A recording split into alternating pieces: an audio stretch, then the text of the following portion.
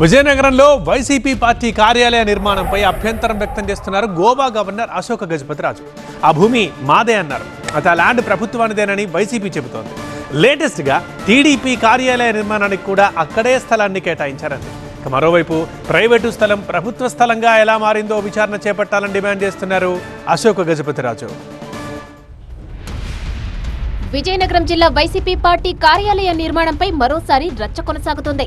Vizianagaram Maharajupeta south వార్డులోని survey number 569లో వైసీపీ కార్యాలయ నిర్మాణానికి 1 ఎకరా భూమిని కేటాయించింది జగన్ సర్కార్. ఆ స్థలంలో వైసీపీ పార్టీ కార్యాలయాన్ని నిర్మించింది. ఈ భూమి ప్రభుత్వ స్థలం కాదని గోవా గవర్నర్ అశోక్ గజపతిరాజు క్లెయిమ్ చేసుకోవడాన్ని తప్పుబట్టారు వైసీపీ నేత మజ్జి శ్రీను. ఆ స్థలం ప్రైవేటుది అయితే టీడీపీ కార్యాలయ నిర్మాణం కోసం కూటమి సర్కార్ ఎందుకు కేటాయించిందని ప్రశ్నించారు. కాంట్రవర్సీ ఉందని మీరు చెప్తున్నారు తప్ప, అందుకే ప్రజలకు వివరణ ఇస్తున్నాను. ఇందులో ఎక్కడ కాంట్రవర్సీ లేదు. ఇది ప్రభుత్వ నిబంధనల ప్రకారం మాకు ఎకరా స్థలాన్ని రాజకీయ పార్టీలకి, అన్ని రాజకీయ పార్టీలకు కేటాయించిన విధంగానే మాకు కేటాయించారు. అదే జీవో ప్రాతిపదికని ఇప్పుడు తెలుగుదేశం పార్టీ కూడా కేటాయించారు. ఈ ప్రభుత్వం 66 సంవత్సరాలు లీజుని ఏ జీవోలో ఆ రోజు మెన్షన్ చేసి ఏ ప్రాతిపదికన కేటాయించారు అదే ప్రాతిపదికన కేటాయించారు. ఎప్పుడు పెట్టారు గవర్నర్, మరి ఆయన ప్రభుత్వం రారు తేల్చాలి దాని విషయం. మరి నాకు చెప్పాను కదా మీకు, 2022లో జీవో ఇచ్చారు.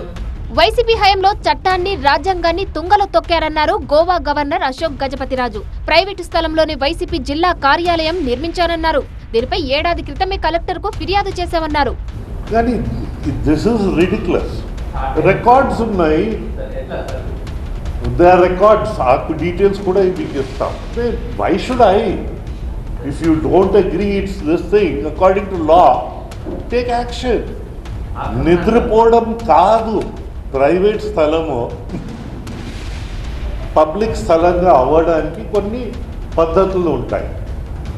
How did you arrive that this is abandoned property, owners are untraceable, ఏదో ఉంటాయి కదా. Please tell us, enlighten us. Ashok Gajapathi Raju Goa నుంచి విజయనగరం వచ్చిన ప్రతిసారి వైసీపీ పార్టీ కార్యాలయ నిర్మాణంపై ఆరోపణలు చేస్తున్నారు. మరోవైపు అశోక్ గజపతిరాజు ఫిర్యాదుపై అధికారులు దర్యాప్తు చేస్తున్నామంటున్నారు. చివరికి ఏం తేలుస్తారో చూడాలి.